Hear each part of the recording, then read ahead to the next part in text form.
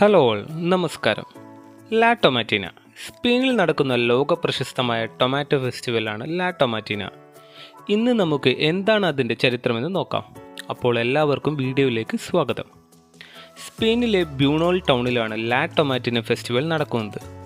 1945 ബ്യൂണോൾ ടൗണിൽ നടന്ന ഒരു കൾച്ചറൽ പരേഡിനിടയിൽ രണ്ടു കൂട്ടം കുട്ടികൾ തമ്മിൽ ഉണ്ടായ ഒരു വഴക്കിനിടയിലാണ് ടൊമാറ്റോ ഫെസ്റ്റിവലിൻ്റെ തുടക്കം.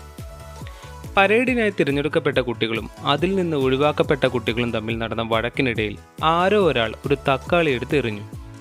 ഒരുപക്ഷെ ആ എറിഞ്ഞ ആൾ പോലും വിചാരിച്ചു കാണില്ല അതൊരു ചരിത്രമായി മാറുമെന്ന്.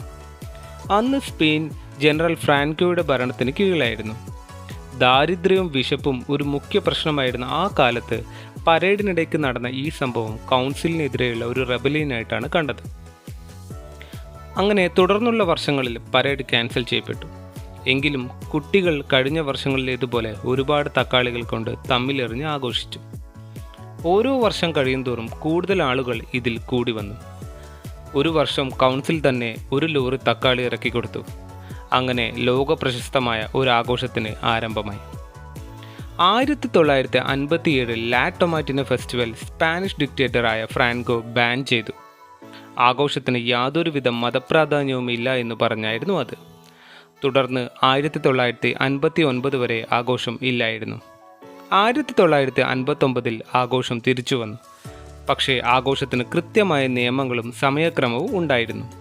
മാത്രമല്ല, ആഘോഷത്തിന് ശേഷം മത്സരാർത്ഥികൾ തന്നെ അവിടം മുഴുവൻ വൃത്തിയാക്കണം എന്നുള്ള ഒരു നിയമവും വന്നു. അത് ഇന്നും തുടർന്നു പോരുന്നു. 2013 മുതൽ ബ്യൂണോൾ കൗൺസിൽ ലാ ടൊമാറ്റീനയിൽ പങ്കെടുക്കാൻ ഒരു ചെറിയ തുക ഫീസായി ഏർപ്പെടുത്തിയിട്ടുണ്ട്. ഇന്ന് 120 ടൺ തക്കാളികൾ ഉപയോഗിച്ച് 22,000-ലധികം ആളുകൾ ലോകത്തിൻ്റെ പല ഭാഗത്തു നിന്നും പങ്കെടുക്കുന്ന ലോകത്തിലെ തന്നെ ഏറ്റവും വലിയ ഒരു ഫുഡ് ഫൈറ്റാണ് ലാ ടൊമാറ്റീന. ഒന്ന് ആലോചിച്ച് നോക്കൂ, ഒരു പറ്റം കുട്ടികൾ ചേർന്ന് ഒരു ഫൺ ഫൈറ്റായിട്ട് തുടങ്ങിയത് ഇന്ന് സ്പെയിനിൻ്റെ ടൂറിസം അട്രാക്ഷനിൽ തന്നെ വളരെ പ്രാധാന്യമുള്ള ഒന്നാണ്. ഇതുപോലുള്ള രസകരമായ കണ്ടന്റുകൾക്കായി ചാനൽ ഫോളോ ചെയ്യും.